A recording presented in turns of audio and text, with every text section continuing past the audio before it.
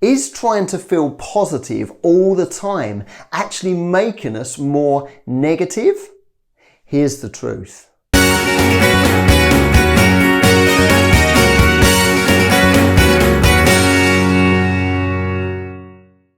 So we've got to feel positive all the time. Is that correct? That's what we're often led to believe, isn't it?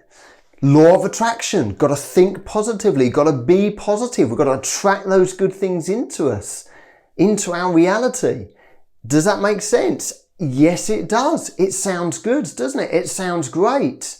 What about those people who get into that negative spiral of thinking? Doesn't negativity attract more negativity? Doesn't it lead to things like depression and anxiety and psychological disorders and unhealthiness and etc., etc.?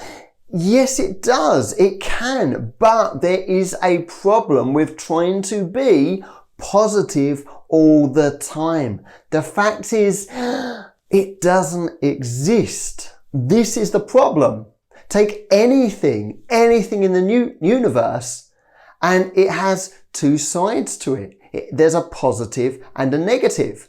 We take batteries, for example. Of course, these are human-made, but it has a positive end and a negative end. It doesn't work without one of those sides. Similarly, magnets, positive and negative. You can't just chop a magnet in half and expect that you've just got the positive side. It doesn't work like that. So why are we expecting us to always be positive? This is the problem with the positive thinking movement. Now, don't get me wrong.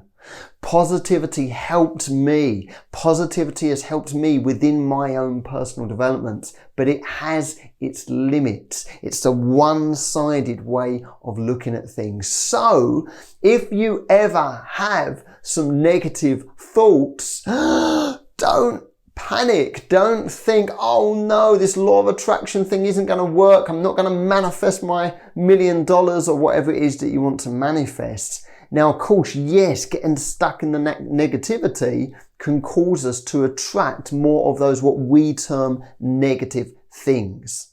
And yes, sometimes being more positive can help us to attract those what we term positive things. But the first thing you need to know is you're never going to be positive all the time. You're going to have negative thoughts and positive thoughts. And those negative thoughts are needed because they're the type of thoughts. They might be fearful-based thoughts that stop us from getting run over before we're crossing the road. We've got to look right and left. And if we think, oh yes, that car's coming a bit quick. Is that a negative thought? Might get run over? Yes, it is. And that's okay. We're designed to do it. So all the time we're trying to be positive all the time. Guess what? We start to worry about when we're negative. This is what happened to me when I got into personal development. And I started to think, oh, why can't I be positive all the time? I'm reading all the books, I'm doing this. Why is it so hard? So we start to build up the guilt and the shame and the lack of belief in ourselves. And it doesn't need it. So we don't need to feel positive all the time. Some of that negativity is good. But here's the real truth. This is what you really need to know. What is positive and negative? What makes something positive and what makes something negative? It's all our own perceptions. It's the way that we see things. It's the labels that we give. See, any event, any person in our life, any event, any situation, any change, any challenge, anything in the universe, we could argue has a positive and a negative. They're all neutral. One person might see something as a positive, someone else sees something as a negative. It's dependent upon our beliefs, on our values, on the way we've been brought up, etc. So it's down to the perceptions we give things. Now, it's good that we need to try and work out if that's a so-called negative for us or positive for us. But in actual fact, what happens is if we're just seeing certain things as purely negative or purely positive, then we're not actually creating balance. The fact is everything has negativity and positivity.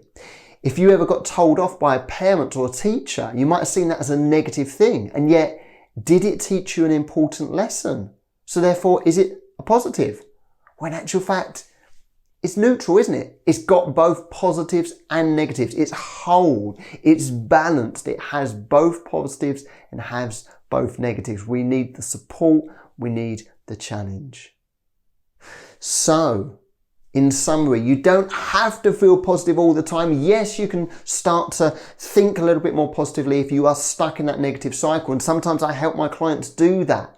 And what I do is I get my clients to look at certain events that they feel are holding them back, or even subconscious events that they don't realize are sabotaging their success. And what we do is we balance that out. We look at the positives as well as the negatives. But likewise, I've got some clients who see something else as being totally positive. They're totally infatuated by another person, for example. And what we might have to do is balance out the negatives of that as well.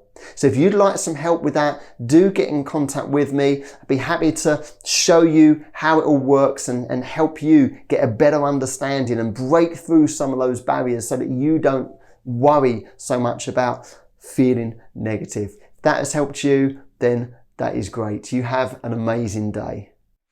Thanks for watching this video. Now, if you enjoyed it, please make sure you subscribe to this channel and like this video. And also, I'd love to hear your comments down below. Now, if you'd like any help with what we've discussed in this video or any other related topic, then feel free to get in contact with me using the details on the screen. And here's another video that you might like to watch now. And until next time, unleash your inner anthem.